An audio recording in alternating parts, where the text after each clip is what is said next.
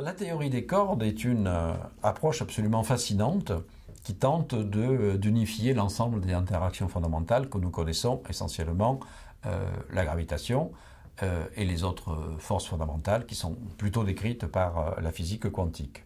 Voilà. Donc ça correspond bien ça au désir d'unification des physiciens.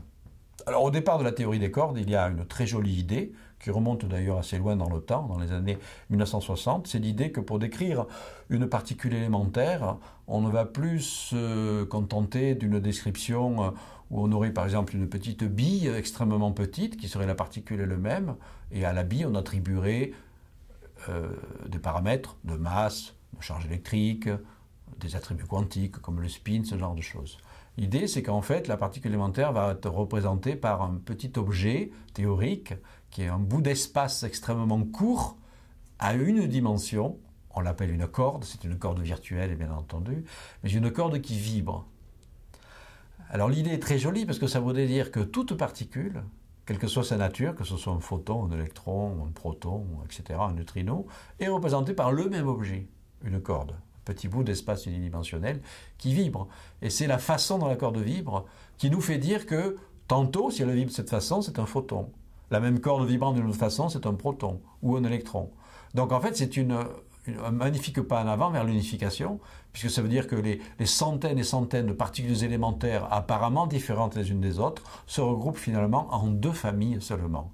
Les cordes, les cordes c'est quand on les porte. Soit elles sont ouvertes, soit elles sont fermées. Donc une corde ouverte, c'est une corde qui a deux extrémités libres. Et entre les deux, ça vibre d'une certaine façon. Une corde fermée, c'est une boucle, qui vibre également avec des modes vibratoires. Donc dans ce schéma, toutes les particules élémentaires se réduisent à deux types d'objets, cordes ouvertes ou cordes fermées. C'est très beau ça, mais il y a un prix à payer, qui est assez intéressant. D'ailleurs, c'est un peu gênant pour le physicien, mais très intéressant pour le mathématicien. La matière n'est pas indépendante de l'espace et du temps. Donc pour que ce schéma de description de la matière fonctionne, il faut l'insérer dans un cadre spatio-temporel. Ça ne marche pas à trois dimensions d'espace. Usuellement, on travaille dans un espace-temps, trois dimensions d'espace, une dimension de temps. Cas de la relativité générale, par exemple. Les cordes ne fonctionnent pas. Ça ne fonctionne que si vous rajoutez les dimensions supplémentaires. Par exemple, 10 dimensions d'espace. Voilà.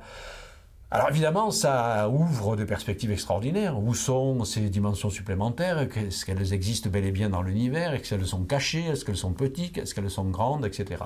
Voilà, donc ça, ce sont des recherches en cours chez les physiciens théoriciens. Ce type de recherche ne peut que interpeller l'imagination des artistes, par exemple des écrivains. Alors de fait, c'est vrai que moi-même j'ai lu ce roman de Somoza qui s'appelle La théorie des cordes, que j'ai trouvé très intéressant à la fois sur le plan littéraire, c'est une belle œuvre avec un suspense, etc.